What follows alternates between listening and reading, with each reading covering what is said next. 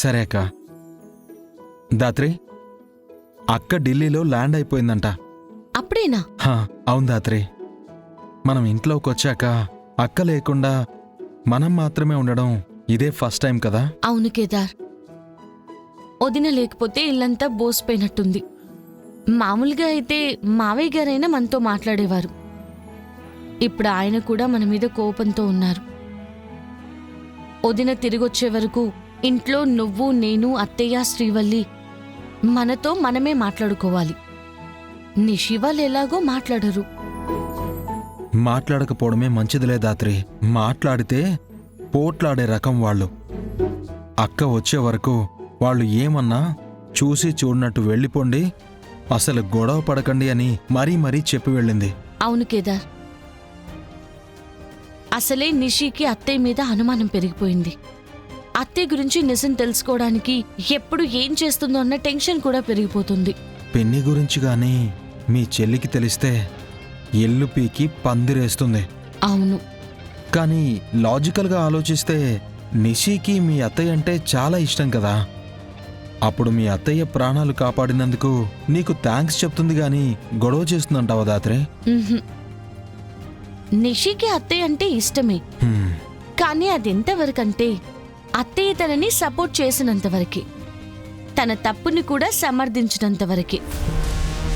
ఇప్పుడు అత్తయ్య నిజం తెలుసుకున్నారు, తను నా వైపు నించుంటారు కాబట్టి నిషి అత్తయ్యకి సపోర్ట్ చేయదు కేదార్. పైగా అత్తయ్యని ఇంట్లోకి తీసుకొచ్చి పెట్టడం చాలా ప్రమాదమని వదిన వాళ్ళ ముందు మాట్లాడితే మనం ఇంట్లో నుంచి వెళ్ళిపోవాల్సి వస్తుందని తనకి బాగా తెలుసు. మనల్ని ఇంట్లో నుంచి వెళ్ళగొట్టడానికైనా నిషి అత్తయ్యకి ఆపోజిట్గా నించుంటుంది. కరెక్టే. నువ్వు చెప్తుంటే కళ్ళ ముందు జరుగుతున్నట్టు కనిపిస్తుంది దాత్రి. నిషి అన్నంత పని చేసినా చేస్తుంది. పైగా ఇంట్లో పిన్ని గురించి తెలిసిన మరుక్షణం మీనన్కి పిన్ని బ్రతికే ఉందని తెలిసి ఆవిడ్ని చంపడానికి వస్తాడు. అందుకే మీనన్ నుంచి అత్తయ్యకి ప్రమాదం తప్పే వరకు, ఆ సాక్ష్యాలన్నీ మన చేతికొచ్చే వరకు అత్తయ్యని మనం ఎలాగైనా కాపాడుకోవాలి. అక్కలేని ఈ 2 రోజులు మీ గయ్యాలి చెల్లి మనల్ని ఇంట్లో నుంచి పంపించడానికి ఏం ప్లాన్స్ వేస్తుందో ఏంటో. వాటి నుంచి ఎలా తప్పించుకోబోతున్నామో ఏం అర్థం కావడం లేదు. హలో, నా చెల్లికి నోరుందేమో కాని గయ్యాలైతే కాదు. హలో మేడం, దాన్నే గయ్యాలితనం అంటారు. నిషిని అనమంటే మాత్రం ముందుంటావు కదా. ఏయ్ దాత్రి, దాత్రి.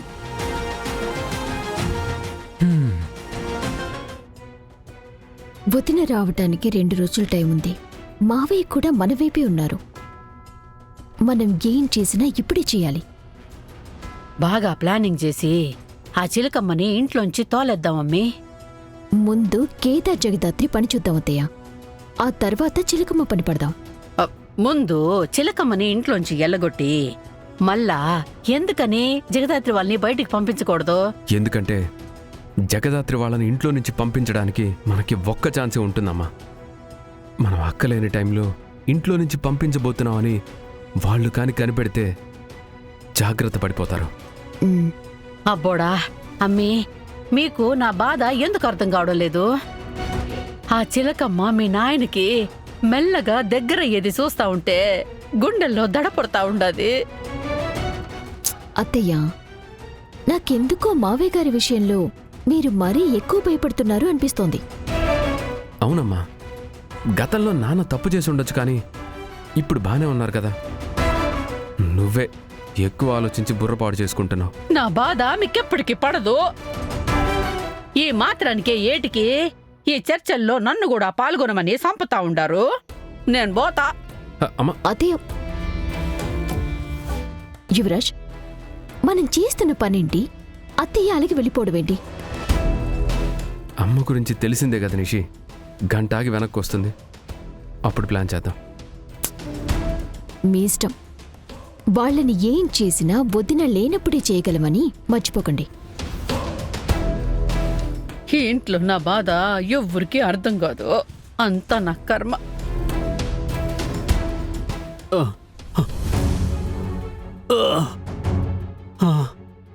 బో, ఏం చేస్తా ఉండావు? వస్తున్నా నాగో. బో ఏం చేస్తా ఉండవు ఆ? గార్డెన్లోకి వెళ్ళడానికి ట్రై చేస్తున్నాను.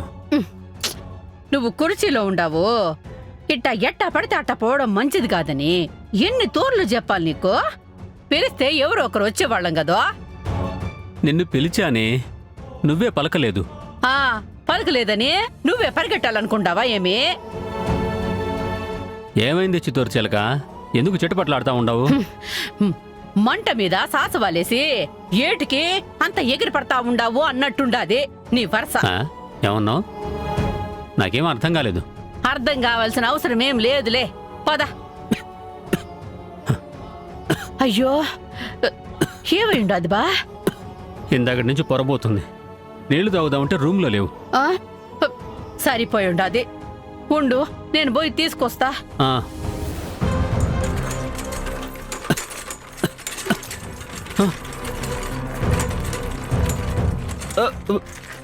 వైజయంతి, వైజయంతి, వైజయంతి,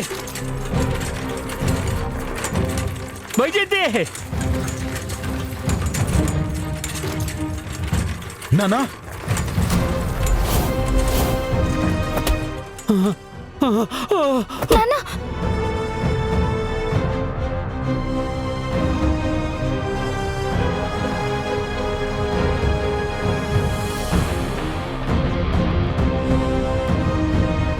బో బో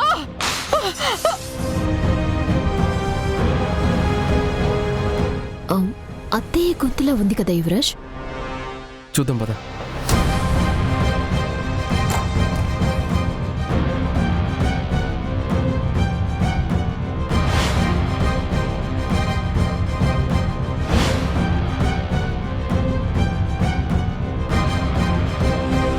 కేదార్, అయ్యో మావయ్య గారు మీకేం కాలేదు కదా? ఏమైండదు బో? అట్టట్ట వచ్చుండవు వీడి దాకా. నువ్వు వీల్స్ లాక్ చేయడం మర్చిపోయావు. సమయానికి కేదార్ శివల్లి రాకపోయి ఉంటే మావయ్య గారు ఇప్పుడేం కాలేదు కదా, ఊరుకోండి. బా కేదార్ బ్లడ్ వస్తుందేంటి? ఆ, వీలుకున్న స్క్రూ గుచ్చుకున్నట్టుంది. చిన్న దెబ్బేలే దాత్రి. అంత దెబ్బ తగిలితే చిన్న దెబ్బే అంటావేంటి కేదార్? శ్రీవల్లి, నువ్వు వెళ్ళి ఫస్ట్ ఎయిడ్ కిట్ తీసుకురామ్మా. సరే నాన్న. నానా మీకేం కాలేదు కదా? నేను బాగానే ఉన్నానురా. కానీ నువ్వెందుకు ఇంతలా దెబ్బ తగిలినా పట్టుకున్నావు? చూడు ఎంత రక్తం వస్తోందో.